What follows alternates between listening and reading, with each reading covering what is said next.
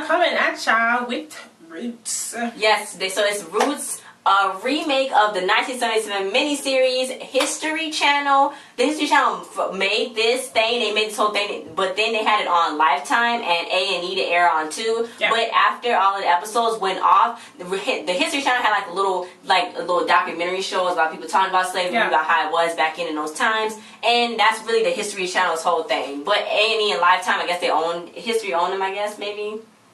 I don't know, but it is aired on there too. So everybody should know what Roots is. Well, maybe not. If everybody don't know, it's Roots. You guys can go look it up, go see what it is. But it was executive produced by Will Packer. Right. You know who Will Packer is, right? Right. Mm-hmm. And it was directed by Mario Van Peebles, Philip Noyce, Thomas Carter, and Bruce Beresford. And it was written by Lawrence Connor, Mark Rosendahl, Allison McDonald, and Charles Murray. So a lot of people really worked on this. The producers, Will Packer, Mark Toberoff, LeVar Burton. And they had a lot of people worked on this whole thing.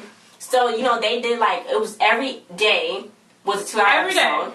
Every day since it first aired on May 30th. It was a 2-hour episode.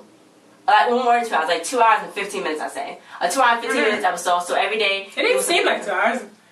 It didn't. Huh. Yeah. So then every day they had to do things. They had on Roots they would jump from different years. So that's how it was going. Every single episode was a different story from a different person, but it's still in. Where is it started with Kunta Kinte? Yeah, Kunta Kinte, who Malachi Kirby actually played. He played Kunta Kinte. He was a Mandinka warrior. He came from Jafuri, and they basically sold him. The other African people that lived in there sold him to the British people, and he was on that ship. And Kunta, he was a warrior, so he didn't want to be no slave. He did not want to do that. He wanted to get off that ship. Nope. And they tried to fight him. They almost had it, but then that cannonball, it went boom, and then he went to the little farm, the plantation. He went there, and then that's when he met Belle. And he met the Henry, who Forrest Whitaker was on here. He played Henry. That was his real name. It wasn't the fiddler. That's what everybody called him. His name was Henry. And he met him, and that was his friend. Cause since he didn't have his parents, he needed somebody to talk to. And at first, he didn't want to really talk to him. But Henry warmed up to him, and they was friends until Henry died. He sacrificed himself for Kunta's baby. Kizzy, baby Kizzy, who he had with Miss Bell, who she nursed him back to health after his foot got chopped off. Because he kept running. Mm-hmm. Because he almost made it. But then she became his wife because he was I don't know how to say this, but I kind of like you, you know what I'm saying? And he just liked it. So she's like, oh my gosh, she loved him too. So then they got married, they jumped the broom, and then they had Kizzy. Okay, so the young Kizzy Waller, Emyri Crutchfield played her. And also, the lady who played Bill was Emayatzy Corinealdi. I hope I'm saying that right. Yeah. Mm-hmm. But she was young Kizzy. She had a best friend, Missy, but she was the owner's daughter. And G. Hannelius played her. She was on Disney Dog with a Blog, Good Luck Charlie. I'm like, what the? I did not. I was okay. I expected her to be on there. I was whoa, what is Avery doing on here? I didn't expect her to be on there. I was whoa, that's crazy. You go from Disney straight over here to this slave show. But I guess, as if she see... Hey, it's more than a slave show. Yeah, they had, it was real powerful messages in it. And I'm glad that maybe they on there so they can see, they can get a look maybe they didn't notice before, that white actors maybe didn't know all of this stuff before, or whatever. But now they know because they play in the role. So they should feel pretty bad because they got to say the N-word a lot of times. And, yeah. Anyway, so then... As Kizzy got older, she was sold, and Anika Noni Rose played her when she became older. And then she had her own son, George, who Regé-Jean Page played. He's actually from London. Yes. Yeah, he got an accent and everything. And some of these people are from London, and some is from the States, too. Then, he grew up, he became the chicken guy. He used to help run a chicken, fight the chickens. Yeah. He would help. He talked to him. He had a real good way with he got into it when he was little because he was Tom's kid. So Tom kind of kept a close eye on him and kind of took him out, let him go do stuff, take care of the chickens because he wanted to. And yeah, then he became friends with who was the chicken guy? Mingo. Yes, Mingo. But George really had a way with the chickens to make them really win the fights that he was in. But then that one time they got him. They did. They got him. They swindled him because they knew they put weaker work chicken in out first, and then they brought out the best, big one. the royal chicken. So then that caused Tom, well, he didn't have to, but Tom was like, well, they told me that if I sell you to them, then, you know, you can go with the Englishman. So he's like, what do you mean? Because Tom promised George that he'd be a free man. This fight. You be free man, because, you know, George already had kids with Matilda, because, you know, he liked her, so he already had kids with her. She's the preacher's daughter. He already had kids with her. So he was like, I thought I was going to be free, so that I can help him get them free. So then he's like, no. So then George ended up being over in England for 20 or more years. 20 years. So when he came back to the farm, it was like... Some of his kids got sold. Some of his kids... Everybody got sold. Oh, yeah. Everybody got sold. Kizzy died. Everybody got sold. Then he went to the plantation where they got sold to because Tom was still alive. Somehow Tom was still alive. No. He was still alive. So then he was like, who's going to help me? Blah, blah, blah. I'm like, nobody. You're going to die. So then he went to the plantation where they were sold to, and it was, oh my God. Because it was like a bad guy, like worse, like one of the worst. He was there, Frederick. He was so mean. He was like, what are you doing here and stuff? And he was like, well, I know this girl. So then Matilda heard it. She's like, that's my George. That's my George. But Frederick was only the owner's son. The owner had the real power over the thing. Yeah. But he was dying. So Frederick was just waiting for him to die. So then the owner was like, well, if she know him, then he can come up, you know, but she got to wait until the whole shift is over. So then they met up. Then he eventually met all his kids, which was really cool. He met all of them. He was like, oh, hi. Except for three of them. Because three of them got sold from that plantation. Because they said they couldn't take all of them. Yeah. Yeah, so then his kids, Tom, the one that he named after Tom, because Tom was like, you probably should name after him. He had a wife, she had a kid, but then she got pregnant again by one of the little overseers. So then, you know, he went and helped Nancy, who Anna Paquin from True Blood. Yes. She was a northern spy because, you know, they don't believe, up in the north, they didn't believe in slavery because it was already, like, abolished up there. But she was a spying on Frederick and them to see where they was going, you know, what they was doing, what was their, like, little locations. So then Tom was like, okay, I'm going to help you kill this major guy if you help me. So then she's like, okay, that's cool. So then he went with this other guy that she knew, that was her friend, that was Nancy's friend, that he went to. But then he ended up Jerusalem. That was Mekhi Phifer. Mekhi Phifer played Jerusalem, and he went with him. And then he ended up getting shot. So then Frederick and them ended up catching him, and then ended up hanging him in front of her, and they ended up hanging her too for being a traitor. And then his dad was like, don't do that, you're not supposed to do that. Then he just let him do it anyway. He didn't try to really stop him. He really didn't let him do it. He was just going to do whatever he wanted to do. But this was during the war. Trying to do good, and he just ended up hanging her. So she, like, lied. She said she didn't say Tom was there. So, because, you know, she's trying to protect him, too. So, Frederick never knew. Well, no, Frederick was about to kill him at the end. But he didn't because... You know, George got him because George was trying to go be safe because one of his kids overheard that they was going to do something to George, even though George was a free man, that they were still going to do something to him. So Matilda was like, you need to go, you need to leave. So then he was going to go get a ride because it's not safe. It wasn't safe for no free man, even though he was free. It was not safe for no black people down there. So they was trying to get a ride. So he met Cyrus, who T.I. played. He was in the whole show. And he met him, and, you know, they was like, okay, well, we're going to talk to each other and stuff. So since they couldn't get a carriage to come get them to a safe place, they had to go and join the Union Army, like, and help the North defeat the South. So they wouldn't join there, but then it ended up not really working out because everybody started getting shot. The black people. They just wanted to kill black people. Everybody started getting shot, and then, you know, Cyrus got shot. So then George had to chop off Cyrus's arm. But he still stayed alive because so Cyrus came back, told him that George, you know, he's fighting a war and he was trying to help everybody stay free and stay safe out there. Yeah, because everybody was free. Because everybody ended up being free because the war was over. Everybody ended up being free, so everybody was just free. Like, no owners could say nothing. So Matilda and them was free. But it didn't matter to them, though. It didn't matter, though. Because then people were still going around shooting them up. So Cyrus was there to tell them that George was out there and he brought back the hat. And that he was still going to be out there and stuff. So then George was helping out somebody else at their house, the preacher's house, trying to help everybody out and get them to safety and beat off the people. So they like went through a lot of stuff. It was crazy. And then ended up George ended up coming back because Tom was like, I'm gonna find him. Matilda was like, go find my husband Tom. So then he went to go find him and he found them actually, and they almost got caught again. But then George did his whole Chicken George thing, round up the crowd, and he got them because, you know, Tom was one of the best blacksmiths in that county. So he riled them up and they got to stay. So I thought that was pretty. Yeah, the whole thing was I didn't know they was gonna make it jump from like year to year to year without kind of finishing out everything.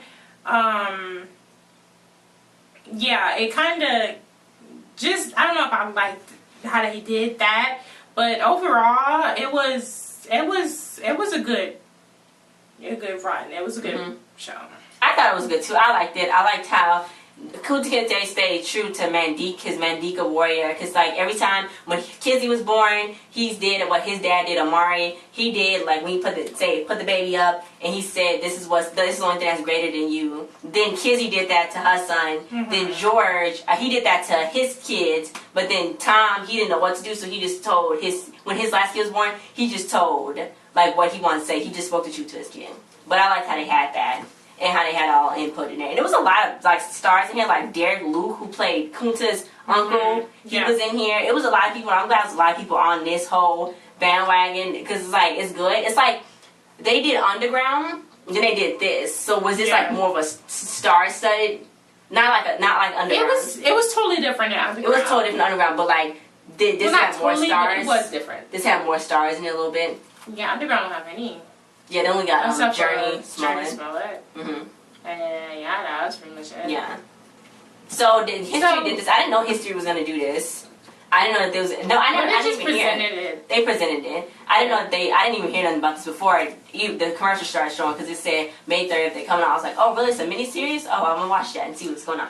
Yeah, so this was just basically a powerful story with a lot of sadness, but yeah, overall.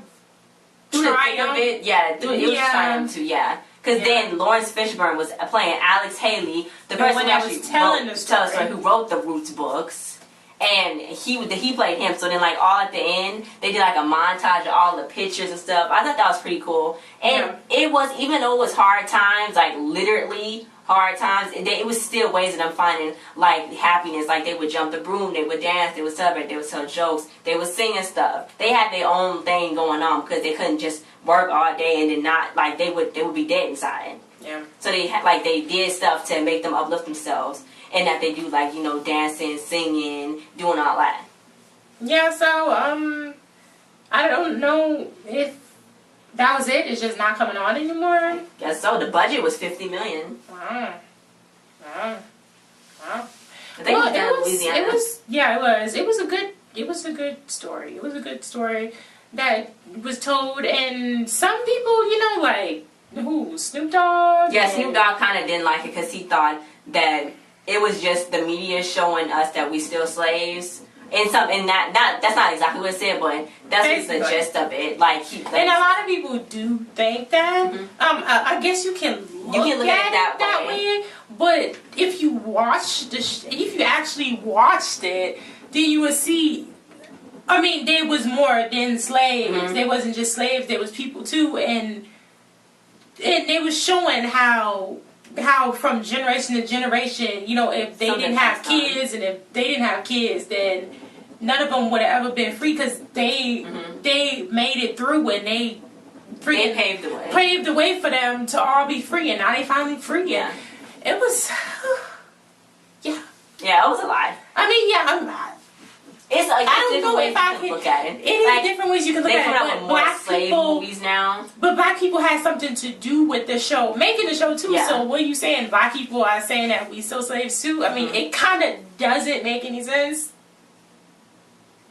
It's just, it's everybody got their own like type of opinion. Yeah. But you don't just watch it and then see. Like, I think you might change his mind if he watched it and saw like. Yeah. Then Rotten Tomatoes said the series had a rating of 100% based on 32 reviews with an average rating of 8.2 out of 10. So that's pretty good. Everybody watched it. Watched it. They called it a powerfully impressive and still relevant update on a television classic. Rhys boasts remarkable performances, deep emotion, and occasionally jarring beauty. Right. 83 out of 100 on Metacritic.com. So that's pretty good. It got a lot of views. Like a lot of people watched it, and I thought that was good. Yeah. Just watch it. It's not just easy watch for you it to just see. write it off just because it's a slave show and I mean, if you in that mindset that the white people are trying to, you can't look at it. Okay, so he's saying that white people are trying to make it seem like we still slaves. Like that's all you gonna ever be. Look at it. Like what? Look at this show. This is where you came from. That you was a slave and was you still always gonna be a slave. But if you watch the show, I mean, they got out of it. They were slaves anymore, even though it was still hard for them even after it was free, because they still had to work on the same plantation that they were slaves on, and they still had to make money, and then they didn't get paid. They didn't get paid that much because who's paying them? There's white people. So yeah, but you know, they just showed how they worked through it and continued, and you know, that's it. Yeah, so, if you didn't start it, if they didn't start trying to be free, then you never will be free. But you got those people that's like, okay, I don't want to do this no more. Like Kunta Kinte, he's like, I don't want to do this no more. Then he passed it on to Kizzy, and then Kizzy kind of passed that on to George, and then that's when George was like, well, okay, and then like George passed it on to Tom and stuff, and then that's when everybody was just trying to help. Everybody was passing it on to everybody and trying to pass on the message instead of saying, oh no, we can't do that, or they was too scared, or they was like, because it was scary because they didn't want to go do it, and then it not work out and they die. But then sometimes you have to take the risk. That's why it's still relevant. You still gotta work hard and take chances, and you're gonna get through it. Yeah. So I thought it was a good whole presentation. I was watching it on the History Channel. You was watching it on Lifetime. I was watching it on all channels. Yeah. Anyway, but yeah, I thought it was a good presentation. And wait, can I say this? It was this one commercial that you told me about. Oh, with this woman, she walked into some kind of office, and then she had dreadlocks and a suit on, and that's the first part of the commercial, I guess. And then after that, it just cut off. But it's it cut off. It was more to the commercial. Mine's when I watched it. She walked in, she sat down. Then the white guy, he was like, "Your resume," and that's when it cut off. Every single time. It was like every single time the commercial aired, it would just be a straight cut. And I was like, "What's the end of the commercial?" I'm trying to figure out what commercial is this. I don't know what commercial that is. Like, tell us, because I don't know what the heck. I don't know was that happening on anybody else's network? On when everybody else was watching it. I just want to know what the commercial is. And I know. What else is there to the commercial? Because that's weird. They had a lot of commercials on too. Because they had like 23andMe, Ancestry, trying to find out like who you are, what's your background and stuff. Which I want to do that to see, because you can see. Oh yeah, because you can win to see what your background makeup is and win a trip to wherever you are from, like your ancestors are from. So that's really cool. I'm glad that they're doing that. I'm gonna put that link in the description. So y'all go enter that too. I think that's cool. That's cool. I think that's cool. So guys, thanks for watching this. Like, share, subscribe, and comment your thoughts. Did you like this whole Roots miniseries? What was your thoughts on the whole situation? Did you go on the side of what Snoop Dogg said? And how did you like the way it was displayed? Did you watch the original Roots to see? Did you guys compare? Just tell us your thoughts. Thank you for watching. Check out other videos, and we'll see you guys next time. Bye. My ear is out.